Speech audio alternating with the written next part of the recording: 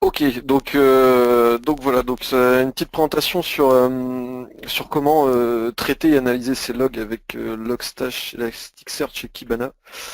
La stack que j'appellerais peut-être souvent ELK pour éviter d'avoir à redire les trois à chaque fois. Voilà, juste un petit mot, mais vu qu'il y a une présentation au début, enfin voilà, ça vaut le coup de partager ça sur Twitter parce que c'est quand même un événement qui est gratuit et sans arrière-pensée. Il n'y a pas de, c'est vraiment donné à la communauté. Et puis voilà. Et puis on reste jusqu'au bout pour avoir le mot-clé du keyword où là pour le coup on pourra avoir toutes les infos pour se lancer. Donc je suis parti.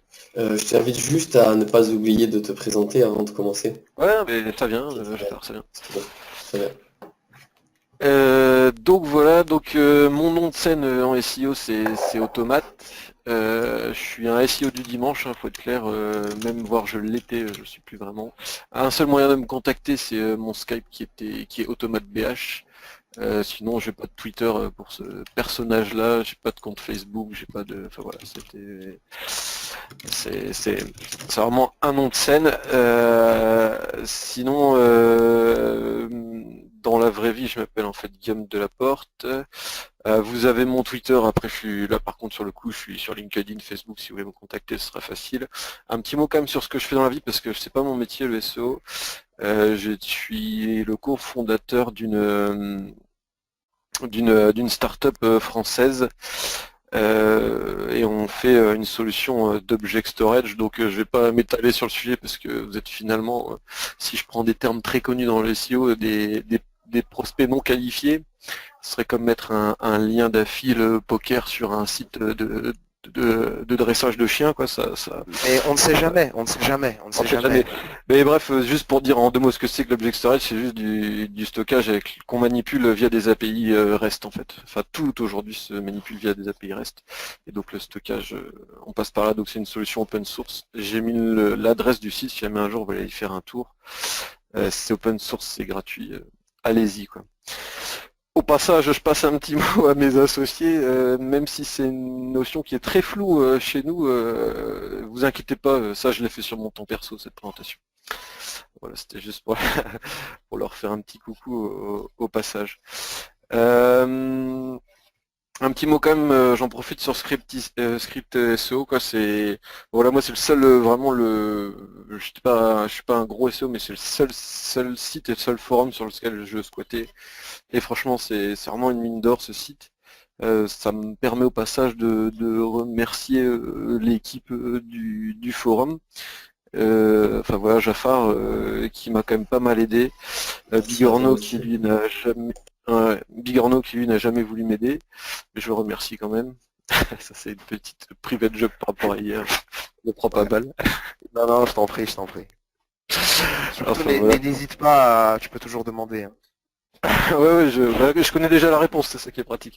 Et, et à tous les autres shooters, Ninja Linker, parce que je trouve qu'il a une tête sympa. Et puis au passage, petit message à la team nordiste pour le concours, je suis sûr qu'ils vont gagner, quoi. Voilà, alors juste un petit mot sur dans quel contexte moi j'ai utilisé Elasticsearch, Kibana et Logstash. Donc c'est pas du tout dans un contexte SEO, c'était dans mon métier avant de créer ma startup.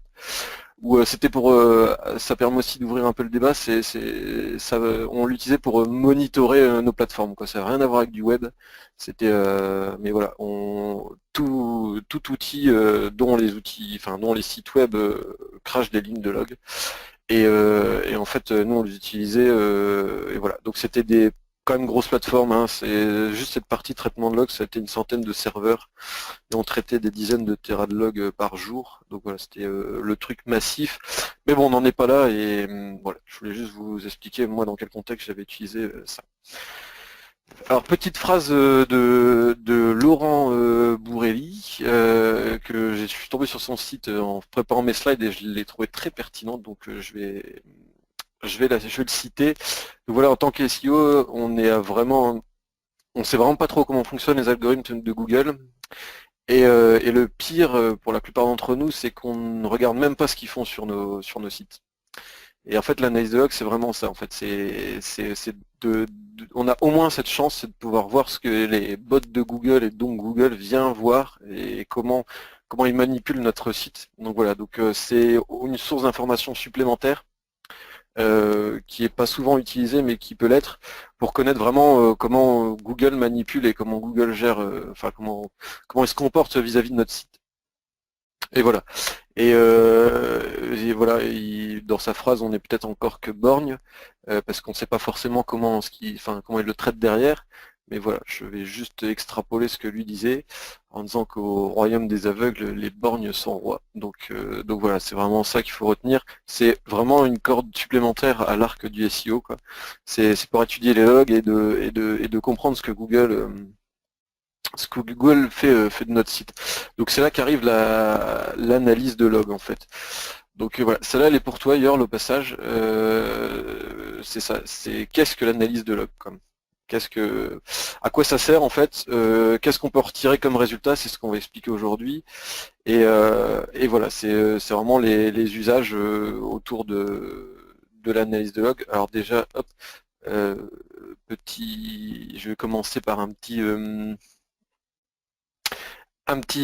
sondage, genre je sais pas si beaucoup de gens savent ce que sont les logs et à quoi ça correspond, ce qu'on peut en tirer. Donc ce que je vous propose c'est peut-être de poser rapidement par oui ou par non dans le chat si vous savez ce que c'est.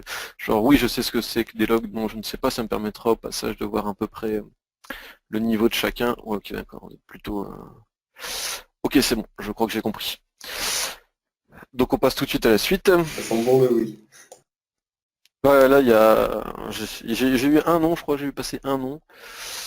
Je dis pas de Ouais, il y en a un bêtises. deuxième. Ah ouais, c'était un certain Bigorneau qui a dit non. Ok. Non, je rigole. Donc voilà, donc qu'est-ce que les logs en fait, pour aller vite, c'est quand un utilisateur passe sur votre site. Alors là, j'ai cité quelques sites, mais peu importe le site. Voilà, il va systématiquement en fait générer une trace de log. Donc c'est ce qu'on voit là en bas à droite.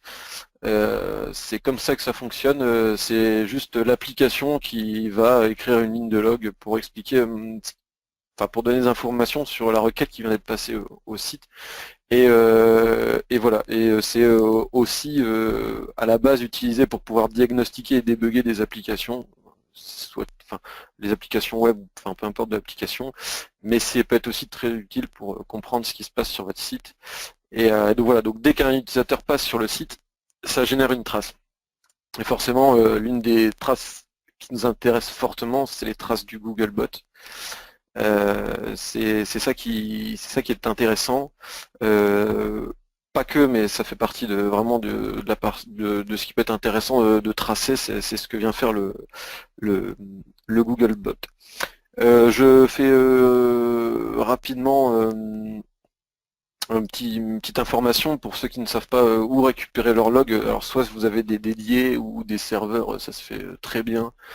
Ça se trouve, alors ça dépend des distribs Linux, mais ça se trouve assez bien. Il suffit de regarder où est-ce que log votre serveur web, les Apache, les Nginx, ce genre de choses.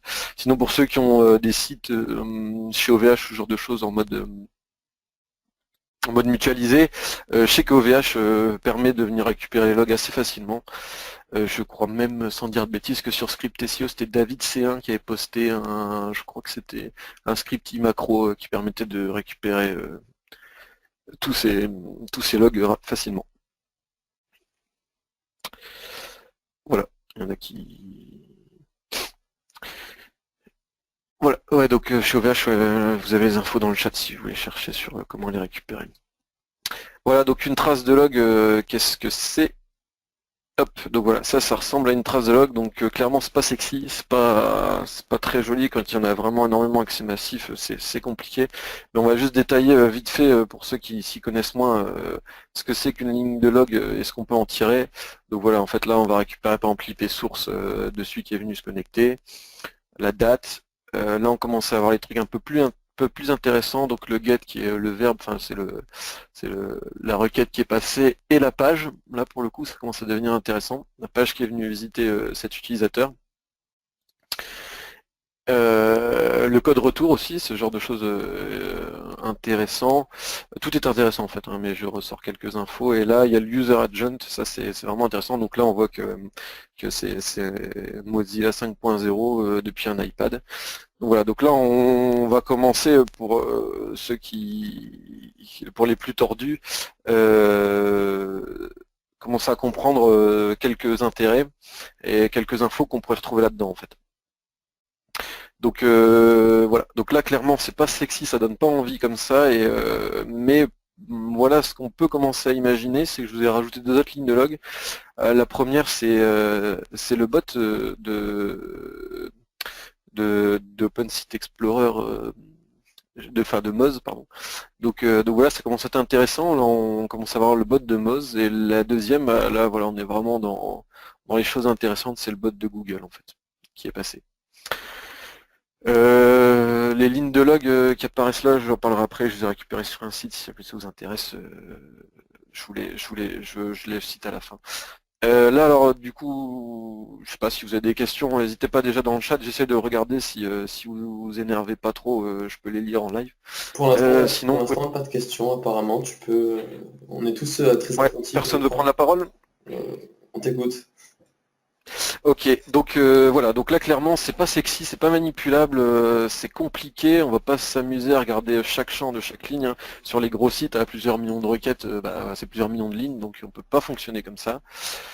Et puis voilà, et puis vous allez me dire ton histoire elle est sympa, mais on voulait parler de Elasticsearch, Logstash et Kibana, stack ELK. Donc voilà, je vais et donc voilà, on va commencer à parler de ça. Donc première partie, première brique de cette stack, c'est Logstash. Donc qu'est-ce que fait Logstash? En fait, c'est qu'il récupère la ligne qu'on voit à gauche, la ligne de log là, classique, et en fait ça va la parser et mettre sous forme champ clé valeur. Donc c'est ce qu'on retrouve à droite. En fait, il y a tout en haut, il y a la ligne de log, comment dire, la ligne source en fait, et il va parser, donc mettre client IP égale l'adresse IP, le timestamp, le verbe, la request, justement la page, le code retour et ce genre de choses. Donc voilà, donc ça c'est vraiment Logstash, c'est fait pour parser les logs en fait. Une fois que les logs sont parsés, en fait, ils vont être poussés dans Elasticsearch. Donc Elasticsearch, qu'est-ce que c'est? C'est un service qui indexe des documents. Donc là c'est ce qu'on voit à gauche, c'est un index des documents. Les documents, peu importe ce que c'est, et dans notre cas, ça sera ce que Logstash pousse, c'est-à-dire du JSON comme on pouvait le voir. Donc voilà, et ça va les indexer. Alors indexer, c'est quoi? C'est en fait c'est rassembler sous forme, par les clés ou les patterns les documents, et c'est ce qu'on appelle l'inverted index qu'on voit à droite. C'est-à-dire qu'en fait il va rassembler que le mot, alors le mot blue par exemple est présent dans le document 1 et dans le document 3. Et voilà. Et donc ça, en fait, ça permet, si on commence à réfléchir un peu, on commence à avoir des possibilités du type, par exemple, donne-moi, si on prend les logs qu'on voyait avant, donne-moi les lignes les lignes de log dans lesquelles apparaissent cette IP. Donc voilà, donc il va retrouver, lui en fait, il va chercher dans les termes l'IP que vous donnez, et en fait il va retourner tous les documents dans lesquels il trouve, donc toutes les traces de log dans lesquelles il retrouve cette IP. Et donc là, si on commence à aller un peu plus loin, on pourrait poser des questions comme donne-moi toutes les requêtes faites par le user agent Googlebot. Donc là on va se retrouver avec toutes les requêtes dans lesquelles toutes les requêtes du Googlebot. Donc là on commence à comprendre que ça devient de plus en plus intéressant. Et après on peut imaginer faire des choses beaucoup plus complexes, c'est le but des services d'indexation des solutions d'indexation comme Elasticsearch ou Apache Solar, pour en citer un deuxième quand même. C'est par exemple, donne-moi toutes les pages visitées par le Googlebot et trie-les-moi par nombre de hits. Donc on pourrait se retrouver avec un tableau avec toutes les pages les plus visitées par le Googlebot. Donc voilà, donc là ça devient vraiment intéressant.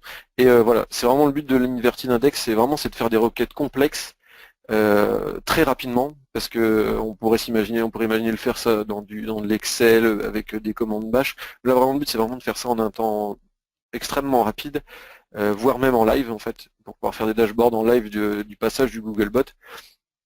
Et voilà, c'est le but des services d'indexation. Et là, vous allez me dire, moi on m'avait dit que Kibana, enfin, qu'il y avait Kibana en plus, et qu'en plus c'était super joli, que ça donnait super envie, que c'était facile à manipuler, mais là ça paraît super complexe. Mais non, alors voilà ce que ça donne à l'arrivée en fait. Donc là c'est un dashboard Kibana, la dernière stack. Euh, voilà. Et donc là, on est sur un dashboard assez classique qui ressemble un peu plus à ce que nous on utilise en temps normal les SEO, c'est-à-dire le nombre de visiteurs uniques, le nombre enfin les pays, enfin ce genre de choses en fait. Et donc là, c'est toutes des informations qu'on récupère en fait dans les logs. Donc voilà, donc là ça commence à devenir beaucoup plus intéressant, beaucoup plus visuel, beaucoup plus manipulable, voire exportable à ses clients en fait. Et si on va plus loin pour avoir des choses enfin pour avoir des informations plus intéressantes, là par exemple on peut tracer le passage, le nombre de requêtes des bots par jour en fait. Et donc là dans cet exemple-là on voit quel bot passe sur le site avec le nombre de fois, donc pour voir quels sont les bots qui passent le plus souvent en fait. Et donc voilà, donc ça c'est un petit schéma de chez Moz. Voilà, en fait c'est vraiment fait Kibana pour de manière graphique croiser des KPI et analyser et trouver des requêtes, euh, des requêtes intéressantes. Voilà. J'espère avoir pas été trop violent sur la partie technique, ça le sera moins par la suite, mais j'étais obligé d'expliquer en fait, enfin chaque brique pour que vous compreniez bien comment ça fonctionne et pour comprendre vraiment comment marche l'analyse de log. Alors juste avant de vous laisser la parole, s'il y en a qui ont des questions, je vais juste résumer ce que je viens de dire. C'est que voilà, c'est qu'on a nos fichiers de log qu'on récupère soit en live d'ailleurs. Il y a des méthodes qui permettent en fait de venir lire les fichiers de log en live et de les pousser directement, ce qui permet en fait d'avoir des stats en live, soit en mode batch, hein, c'est-à-dire tous les jours je viens récupérer mes logs chez OVH et je les pousse. Et donc le stage va les parser, c'est-à-dire va découper votre ligne de log, l'indexer dans Elasticsearch, et après Kibana à droite va venir requêter Elasticsearch pour avoir les informations. Alors je ne sais pas si vous avez des questions sur cette partie-là. Hop, donc si vous pouvez prendre la parole. Je suis désolé, j'avais dû retirer la partie chat. Je ne sais pas si Jafar, s'il y avait des questions Non, qui mais en fait, restent. j'ai comme l'impression que c'est tellement limpide que tout le monde Ah ouais, attend la suite. J'ai c'est l'impression. propre, c'est strict. Tellement pas de mon niveau que j'ose même pas poser une question parce que Mais mon en cerveau tout il va cas,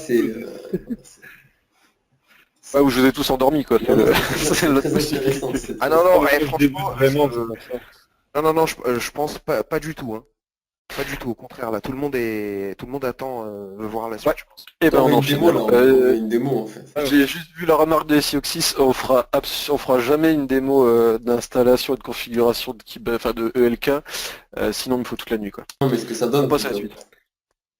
Ouais, on va voir ça. J'y viens après.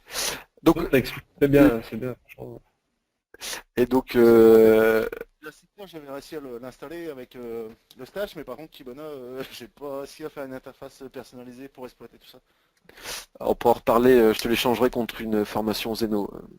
SEOxys. Ça marche. Ouais, alors après, enfin, je dis que c'est compliqué, il y a des choses qui existent. J'entendais Aurélien tout à l'heure parler des Vagrant box, tout ça, parce que je vois que quelqu'un l'a posé. Il y a des manières assez simples de le déployer, en fait. Et donc vous allez me dire, en fait, le SEO dans tout ça, parce que c'est bien, on a appris plein de choses, mais à quoi ça sert? Donc voilà, j'ai quelques idées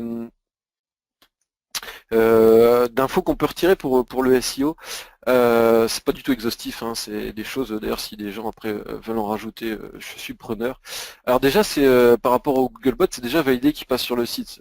Ça paraît bête, mais c'est déjà intéressant de savoir s'il passe sur le site, rien que ça. Et avec quelle fréquence. Alors après je sais pas si c'est une notion connue par tout le monde, mais il se dit beaucoup qu'on a un crawl budget. En fait Google attribue un budget de crawl à chaque site. Et plus on a une grosse autorité, plus le budget est gros. Et en fait, tout l'intérêt, tout le jeu, en fait, c'est de dépenser efficacement ce budget, en fait, et d'éviter de le dépenser sur sur une seule page. Et enfin voilà, ça va être de travailler ce budget. Et donc voilà, avec les logs, en fait, on peut détecter les pages les plus crawlées. Et aussi surtout détecter les moins crawlés et en fait du coup commencer à essayer de driver les bots Google pour les diriger soit vers les pages non crawlées et qu'on voudrait avoir crawlées, ou amoindrir celles qui le sont beaucoup alors que ça a un peu d'intérêt en termes business. Voilà, c'est par exemple éviter de voir que tout le monde fait, enfin que le crawl, le Googlebot vient uniquement crawler la page about, typiquement. C'est le truc qu'il faut éviter. Et donc voilà, donc une fois qu'on a cette information-là, parce que j'imagine que peu de monde a ces informations-là sur ces sites, je pense que peu de monde en fait étudie vraiment ce que font les bots Google sur ces sites. En fait voilà, à partir de ce moment-là, on peut commencer à essayer de le driver en fait et se rendre compte que les pages qu'on voulait crawler, elles sont pas forcément, ou on n'y passe pas forcément souvent dessus. On peut détecter qu'on a des pages vraiment mortes au fin fond de notre archi et où le Googlebot passe jamais. Donc là après tout le jeu, ça va être de trouver un moyen justement ouais c'est ça, c'est de faire modifier soit son maillage interne ou de virer certains liens, d'en rajouter d'autres et en fait vraiment de voir ou trop loin de la home, ouais c'est exactement ça Sioxys. C'est vraiment et du coup de manipuler de son maillage interne pour l'amener vraiment là où on veut qu'il aille quoi. Et donc voilà, et ça c'est vraiment une information ultra intéressante. En allant un peu plus loin, c'est contrôler son cocon sémantique aussi, hein, bien voir que si on fait tout un cocon sémantique, le but c'est bien qu'il aille tout en haut du cocon sémantique et qu'il passe son temps là-haut, quoi, tout en remontant, quoi. Et donc voilà, donc c'est le genre de choses qu'on peut étudier c'est vraiment étudier le Googlebot sur son site, quoi. Alors côté visiteur aussi, parce que ça a aussi un intérêt côté visiteur, voilà, c'est de voir les pages les plus visitées, lister les codes retour et leur fréquence, c'est-à-dire quand je dis ça, c'est qu'on peut se rendre compte que certaines pages font du 404 à fond ou ce genre de choses, et de voir au moins que les codes retour, on est quand même sur un taux raisonnable de 200, et qu'on a peu de 404. Et puis aussi, ça peut être des choses intéressantes comme voir que certaines pages sont longues à répondre, typiquement parce qu'on vient chercher une image sur un autre site et que l'autre site est lent, enfin ce genre de choses, ou des pages très lourdes en taille et voilà, qui peut avoir un problème pour les utilisateurs. Voilà, alors s'il y en a qui ont d'autres exemples de choses qu'on peut étudier, moi après je vais juste vous donner deux exemples assez précis que j'ai trouvé sur des gens ouais bah oui, bah, ça c'est une page j'ai visité en effet, On a une, sur deux exemples assez précis de gens qui ont fait quelque chose d'intéressant et voilà, je vais les... on a une petite question automate, Guillaume. Vas-y. C'est pour un bon crawling, combien de clics la page doit arriver grand max dans le mailing total? Et doit-elle apparaître plus souvent si elle apparaît dans des pages sans poids? Oh là, vas-y, Pour je un vais la bon lire. crawling, en combien de clics la page doit arriver grand max dans le mailing, dans le mailing peut-être Ah, le que le dire. maillage. Ouais. Ouais, ça va être maillage total, ouais. En combien de clics de la home, en gros, je pense qu'il parle de tiers, quoi, interne. Alors si ça dépend, ça va dépendre en fait de l'intérêt de la page. Si c'est ta page de vente, vaut mieux qu'elle soit pas très loin, vraiment pas loin. Après si c'est une page faite pour le SEO et juste pour faire du contenu, pour en pousser d'autres, ça n'a pas un grand intérêt qu'elle soit proche en nombre de clics. Alors c'est pas vraiment un nombre de clics, mais c'est plutôt un nombre de sauts, enfin de liens, quoi. Donc, d'étapes, Et quoi. toi, mais après, alors attends, et doit-elle apparaître plus souvent si elle apparaît dans des pages sans poids? Doit-elle apparaître plus souvent? J'ai pas trop compris la question. Enfin bon, après là sur la partie, Pas à comprendre. ouais, je sais pas trop. Après sur la partie, à quel niveau doit se retrouver? Là, je laisserai parler les experts SEO qui sont présents ici. Ils sont bien plus compétents que moi sur ce sujet. Oh, ta réponse était bonne, hein, L'idéal, si on veut booster des pages, c'est de les mettre directement sur la home. Donc tu peux simuler, mettons, un top vente ou un top page, tu vois. Comme ça, bah, ça simule, ça justifie la présence des pages sur la home. Oui, oui, je pense qu'en fait, ouais, tout le jeu, c'est que bah, les pages qui sont les plus importantes pour toi doivent être le plus près possible de la home page, quoi. Voilà, je pense que ça résume assez bien. Il n'y a pas de règle précise, c'est juste si elle est importante pour toi la page, il faut qu'elle soit proche.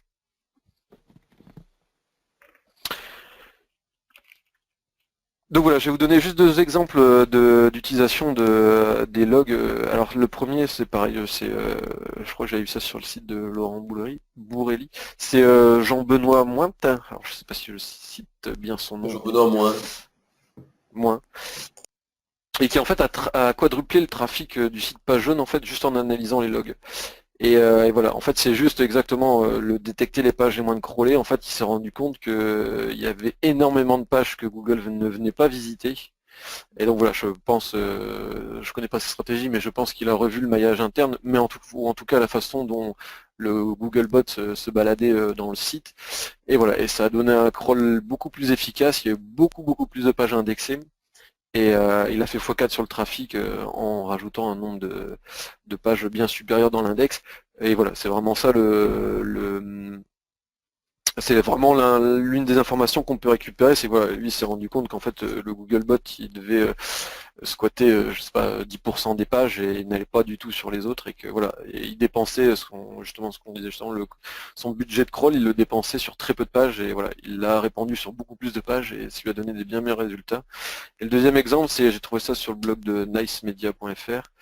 Voilà, c'est un site où vous avez juste rajouté des pages orientées SEO pour les bots, donc vraiment c'était vraiment pas de la bouillie, mais c'était du contenu pour bots, pas du tout, enfin avec aucun intérêt pour les utilisateurs. Et en fait, quand ils ont étudié log, ils se sont rendus compte que 68% du crawl quotidien arrivait sur ces pages pour les bots, et ces pages en fait généraient 0,62% du trafic hors bot. Ça veut dire qu'en fait c'était des pages excellentes pour les bots, et du coup les bots y passaient tout leur temps, mais du coup ne passaient plus du tout de temps sur les autres pages qui étaient intéressantes pour le site et pour le business, et donc en fait ils perdaient des positions, parce que le bot s'est désintéressé des pages intéressantes, et du coup s'est mis à crawler des pages qui n'avaient peu d'intérêt et qui ne permettaient pas aussi de se placer sur ces mots-clés. Voilà, donc voilà, c'est... alors attends, une petite question. Alors je ne sais pas comment est calculé le budget de crawl, la seule chose c'est que plus tu as un gros site, plus il a de l'autorité et plus tu as un gros budget. Après c'est vraiment un budget de crawl par site, si tu fais beaucoup de liens j'imagine enfin, qui viennent de l'extérieur, tu dois augmenter un peu ton budget. Voir un mauvais maillage interne fait perdre.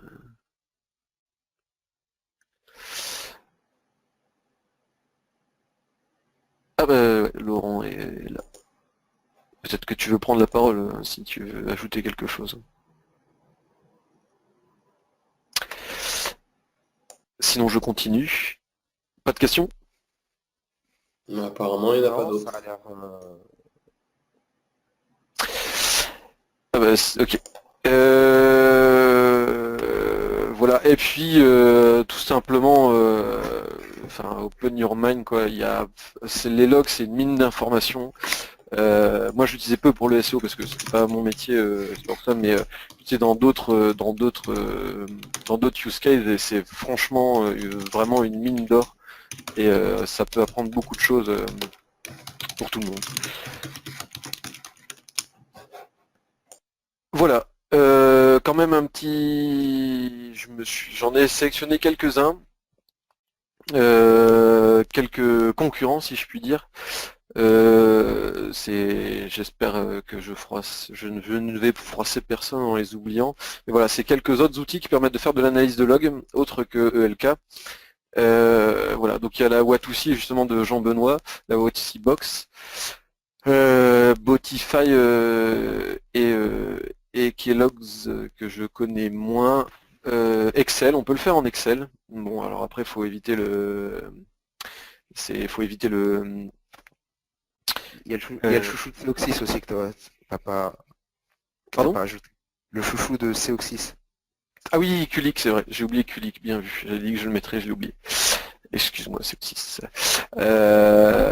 Donc Excel, mais bon après ça reste assez limité en termes de si vous voulez vraiment faire beaucoup de traitements.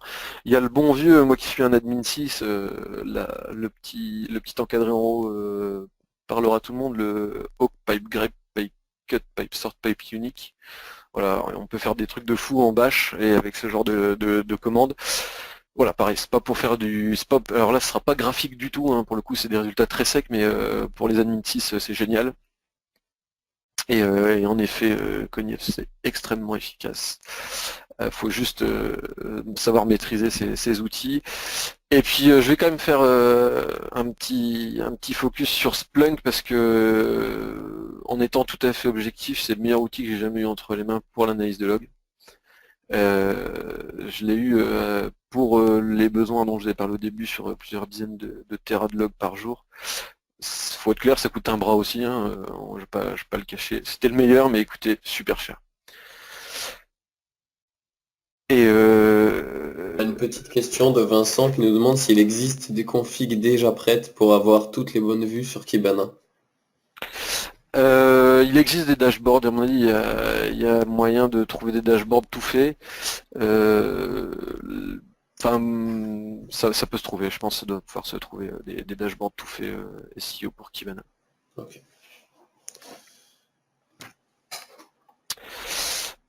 Voilà, donc Qlik, si d'autres veulent citer d'autres outils que j'ai pas mis là. Alors c'est quoi le meilleur outil pour les logs pour un non-dev, le moins cher?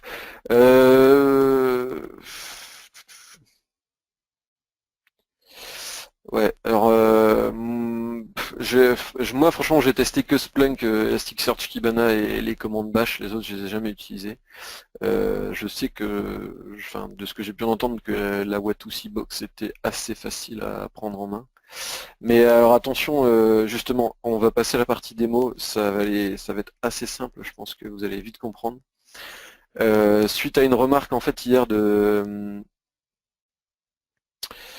non, j'ai jamais testé. Moi I2S si je dis. Enfin moi je suis un 2IS si je dis pas de bêtises, c'est du Windows ça derrière, non? C'est pas ce genre de choses. Ouais, I2S, c'est les serveurs web Windows. Alors, voilà. Donc moi je suis un pingouin, je fais pas de Windows en fait. Tu vas bien t'entendre avec Soul alors. Voilà, moi je suis un pur pingouin, hein, ça y a pas de doute. Donc je connais absolument pas ce genre de choses. Logstash, alors par contre, Et comme les encres, j'expliquais, les encres- Logstash, les encres optimisées, t'aimes ça ou... mais enfin juste pour faire une petite remarque par rapport Logstash, c'est vraiment quelque chose qui va venir récupérer un flux de log et le parser. Alors sachant enfin que tu aies fait tes sites soient sous 2IS, ça change rien en fait. C'est vraiment, il faut juste trouver le moyen pour que ton site, enfin ton appli 2IS envoie les logs vers Logstash. Alors après ça peut se trouver sur une plateforme Linux, c'est pas très grave en fait. Moi sinon, juste pour info, la plupart du temps j'utilisais quelque chose qui s'appelle Logstash Forwarder, qui en fait venait lire les fichiers de log en temps réel et les pousser vers le Logstash. Après il existe du syslog, enfin du R6log, il y a plein de méthodes pour envoyer les logs, mais voilà. Une autre petite Donc question, est-ce que tu as déjà réussi à installer Logstash sur Windows?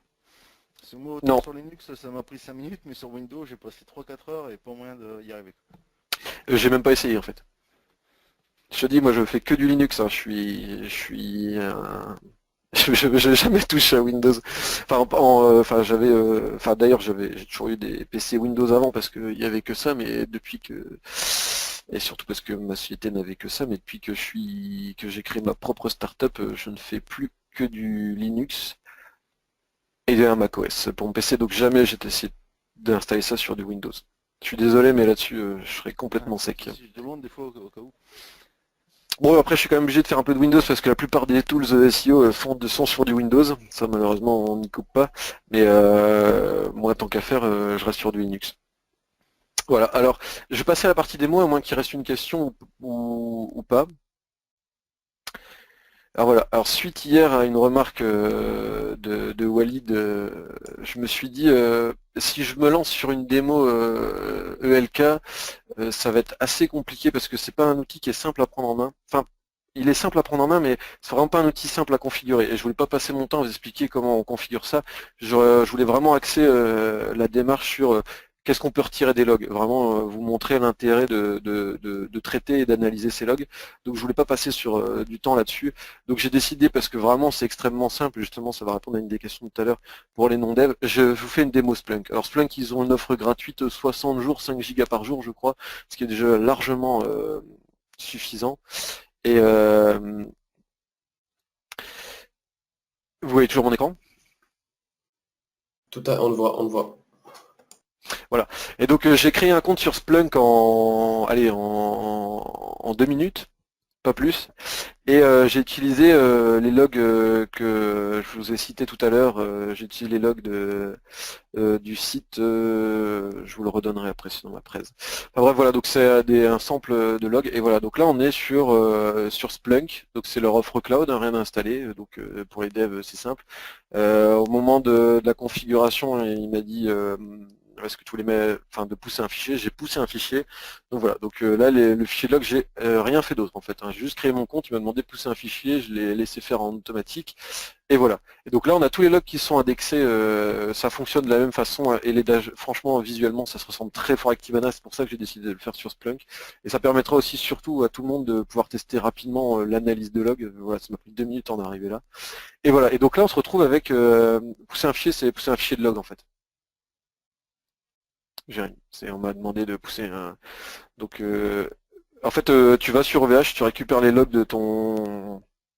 Ouais, upload, pardon, ouais. Ouais, je uploadais un fichier.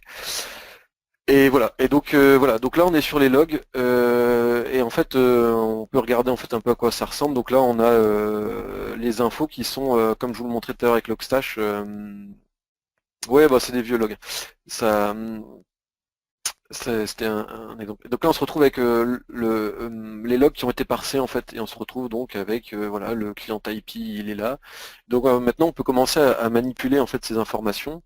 Et si on regarde sur le côté, on peut se dire tiens voilà, là il y a tout, il n'y a pas que Googlebot, il y a tous les visiteurs, il y a tout ce qui se passe. Si j'ai envie de voir par exemple les statuts. Et ouais, je me rends compte que sur mon site, j'ai 99,36% de code 200. Donc là, jusque-là, ça va bien, et on se rend compte qu'on a voilà, un petit pourcent de 404.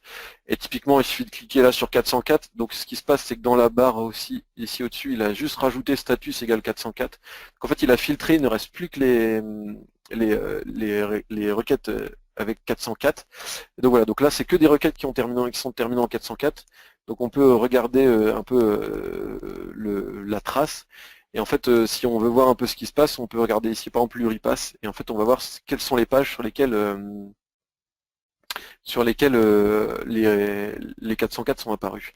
Et là, on se rend compte qu'il y a eu deux 404 sur cette page-là, et tout un ensemble de requêtes un peu spéciales. Alors, je connais pas le site, donc je ferai pas le diagnostic, mais voilà. Donc là, on se rend compte qu'il se passe quelque chose. Je sais pas d'où viennent ces requêtes, mais voilà, c'est pas, il y a un problème là-dessus, quand même. Donc voilà. Donc là, on a fait une première analyse rapide, hein, on en est au tout début. Et voilà, donc je vais juste retirer ça ici, le filtre qui était sur la status 404, donc on revient sur tous les logs. Et là on va commencer à essayer de rechercher un peu ce que fait le Googlebot. Donc là on tape dans la barre de recherche en haut Googlebots. Et donc là on a filtré tous les résultats du Googlebot. Donc ici on est sur des requêtes faites par le Googlebot. Donc ici on voit que c'est Googlebot qui est passé. Il a requêté la page style.css. On peut récupérer au passage l'IP du bot Google, donc du data center qui est venu nous faire une petite visite. Et voilà, on voit qu'il a pris un code 200, donc là c'est pas mal. Et là on commence à pouvoir faire des choses intéressantes comme l'Uripass. Donc là voilà, on se rend compte un peu des pages les plus visitées par le Googlebot. Et voilà, la page la plus visitée par le Googlebot, c'est la search.php. Alors pareil, je connais pas le site, ça tombe, c'est une bonne raison, mais là comme ça, rapidement, je suis pas sûr que ce soit la page business la plus intéressante pour le site. Et il y a peut-être un truc à retravailler, c'est peut-être pas normal qu'on se retrouve autant sur Ah, mais il a cette la page. manie de vouloir de vouloir effectuer des recherches, je dirais. Ouais, non, mais mais c'est pour l'exemple en fait. Et voilà, après on voit les pages les plus visitées ici du site. Voilà, et après on peut regarder aussi typiquement les codes de retour quand le Google Pod passe. Donc là, il est passé 79 fois, 100% de code 200, donc là, rien à dire. Qu'est-ce qu'on peut regarder aussi comme chose intéressante? Voilà, là ici on a les 9 IP des Googlebots. Donc voilà, ça permet au passage de les récupérer aussi. Et voilà, on voit que c'est majoritairement celui-là qui vient nous visiter. Voilà, donc là on en est à faire de l'analyse sur les logs. Donc là je vous conseille de revenir, je pense que je publierai les slides sur le genre de choses qu'on peut récupérer. En plus, tout ce qu'on s'était dit tout à l'heure sur les pages les plus crawlées, les pages les moins crawlées. Là, le fichier log est un peu léger, donc il n'y a pas énormément d'infos, mais voilà. Il suffit de pousser, c'est assez simple, comme vous pouvez le voir, il n'y a pas grand-chose à faire. Et voilà, vous pouvez commencer vraiment à analyser et à comprendre comment le Googlebot vous visite et comment il vous considère. Voilà, alors maintenant, allez-y si vous voulez qu'on s'amuse à chercher d'autres choses, des choses qui vous intéressent dans les logs. Il n'y a pas de souci.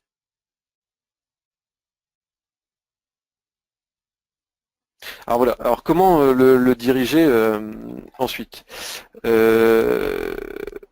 typiquement, si ta page la plus intéressante, c'est t'as une landing page de vente où tu veux absolument que tout se passe, voilà, il faut trouver un moyen, oui, par maillage interne, de le diriger vers cette page-là. Alors typiquement, le mettre un lien, alors, il y a plein de solutions dans le footer ou même directement dans le texte de la homepage. Voilà, et te dire aussi surtout que c'est celle-là que tu vises et que si tu trouves que ta page about est massivement crawlée ou toutes tes autres pages inutiles du site, t'arranger pour soit ne plus les faire apparaître, soit mettre du nofollow, enfin trouver des moyens de lui éviter de passer son temps dans les pages qui t'intéressent pas et lui dire enfin le diriger vraiment vers les pages les plus intéressantes. Et puis Il y a oui, le siloing qui est une bonne méthode. Donc bon, après c'est vrai que ça crée aussi de la profondeur. C'est un peu, ça a l'air un peu contradictoire comme ça, mais au moins ça dirige le bot en fonction du thème dans lequel on se trouve. Donc ça peut être une méthode. Et en fait c'est tout simplement comment dire, soigner les liens plus une page a de liens, que ce soit interne ou même externe, et plus il sera visité. Donc pour faire en sorte de régler un problème de crawl, faut généralement regarder au niveau des liens, que ce soit interne ou externe. Ça peut être une solution aussi, les liens externes. voilà. Je rajouterai également, par rapport à la remarque de Koniev, les résultats sont parfois un peu surprenants. C'est les frères Perroni qui étudient beaucoup ça. Faut pas oublier que Google visite de façon quand même aléatoire ton site. Hein. C'est pas c'est pas aussi simple que de dire je vais mettre un lien dans le texte, il va y aller à chaque fois. Il les prend au hasard. Donc faut juste arranger pour que C'est statistiquement. une histoire de probabilité avec du volume. C'est ça. Finalement, on ressent. C'est ça. Il faut juste que statistiquement, enfin, oui, il faut que ça soit cette page-là sur laquelle il tombe le plus souvent, quoi. Mais forcément, il va visiter aussi les liens qu'il trouve, donc il y en a certains, il va taper à côté, quoi. Enfin, pas là où tu voulais, mais ça, faut juste que, voilà, que statistiquement, le plus souvent, ce soit enfin, les pages que tu vises.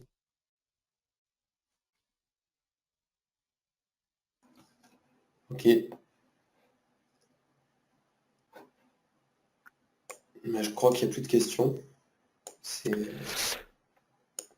donne envie de s'y Voilà, mettre. donc je vous ai donné un exemple sur Splunk. Hein, après, faites ce que vous voulez. Je reviens ici. Hop, ça. Tac. Voilà, donc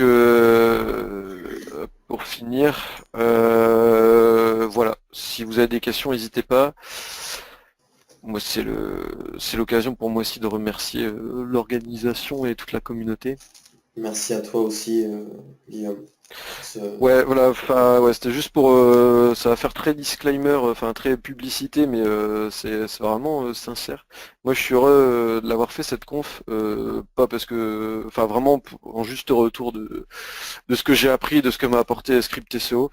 Je suis pas payé pour dire ça et j'avais surtout aucun intérêt à faire cette conf, enfin, aucun intérêt personnel, je veux dire, à faire cette conf à part juste rendre ce qu'on m'a donné. Et voilà, donc moi je suis très content de l'avoir fait. Et voilà, et cette vidéo, je pense que vous la retrouverez, enfin il y aura un jeu, je Ouais, pense que elle je a vais été faire enregistrée, je vais la couper tout